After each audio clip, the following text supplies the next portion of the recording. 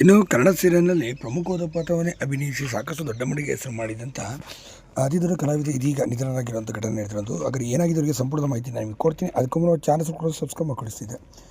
ಇನ್ನು ಚಿತ್ರರಂಗದಲ್ಲಿ ಸಾಕಷ್ಟು ಹೆಸರು ಮಾಡಬೇಕು ಕನಸುಗಳನ್ನು ಇಟ್ಕೊಂಡಿದ್ದಂಥ ಅತಿ ದೊಡ್ಡ ಕಲಾವಿದೆ ಇದೀಗ ಫ್ಯಾಟ್ ಸರ್ಜರಿ ಮಾಡಿಸಲು ಹೋಗಿ ಕೊನೆಯುಸಿರೆಳೆದಿರುವಂಥ ಘಟನೆ ನಡೆದಿರುವಂಥದ್ದು. ಇವರು ಕನ್ನಡದಲ್ಲಿ ಬಂದಂಥ ಅಂತರಪಟ ಇರ್ಬೋದು, ಮತ್ತು ರಾಮಚಾರಿ ಮತ್ತು ಗೀತಾ ಮತ್ತು ಕಾವ್ಯಾಂಜಲಿ ಸೀರಿಯಲ್ನಲ್ಲೂ ಕೂಡ ಕಾಣಿಸ್ಕೊಂಡಿದ್ದಂಥವ್ರು.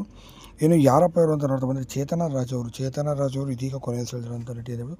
ಮೂಲದ ಕೊಡಗುಯಿಂದ ಬಂದಂಥ ಈ ನಟಿ ಸದ್ಯ ಸಾಕಷ್ಟು ದೊಡ್ಡ ಮಟ್ಟಿಗೆ ಹೆಸರು ಕೂಡ ಮಾಡಿದಂಥ ಅತಿ ದೊಡ್ಡ ಕಲಾವಿದರು ಅಂತಲೂ ಕೂಡ ಹೇಳ್ಬೋದು. ಇನ್ನು ದೊಡ್ಡ ಮಟ್ಟಿಗೆ ಹೆಸರು ಮಾಡಿ ಒಳ್ಳೆ ಫೇಮಸ್ ಆಗಿದ್ದಂಥ ಚೇತನ ರಾಜ್ ಅವರು ಇದೀಗ ಕೊನೆಯುಸಿರೆಳೆದಿರುವಂಥ ಘಟನೆ ನಡೆದಿರುವಂಥದ್ದು. ಫ್ಯಾಟ್ ಸರ್ಜರಿ ಮಾಡಿಸಲು ಹೋಗಿ ವೈದ್ಯರು ಮಾಡಿದಂಥ ಎಡವಟ್ಟಿನಿಂದ ಅವರ ಶ್ವಾಸಕೋಶದಲ್ಲಿ ಸಾಕಷ್ಟು ನೀರು ತುಂಬಿದಂಥ ಕಾರಣಗಳಿಂದಾಗಿ ಅವರು ಕೊನೆಯುಸಿರೆಳೆದಿದ್ದಾರೆ ಎಂಬ ಮಾಹಿತಿ ಬರ್ತಿರೋಂಥದ್ದು.